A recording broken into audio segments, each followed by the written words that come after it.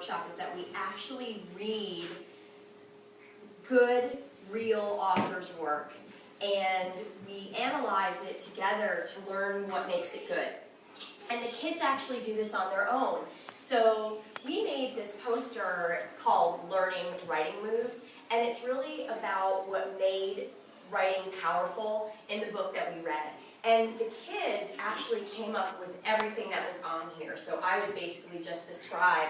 But they picked what was powerful in the story, why it was powerful, and then we even talked about how the author did that so that then they could use it in their own writing.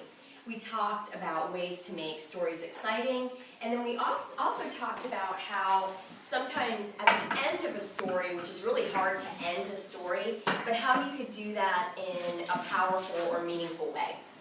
And so I have some examples of how students did that in their own writing. One of the examples is when you are writing a story, sometimes you might want to give some advice. And so this person did that. This person was writing about going to a Falcons game, and the advice in here was, when you go to a football game, make sure to bring earmuffs. It's very loud. And that also kind of adds into the detail of the story. We also have some examples of adding suspense into your story, and we talked a lot about that when we were reading about mysteries as well. But in this example, the person, this was such a funny story. So this was a story about a dog that ate something in the house that was not supposed to be eaten. But they were adding some detail and then also added suspense at the end, and it sounds like this.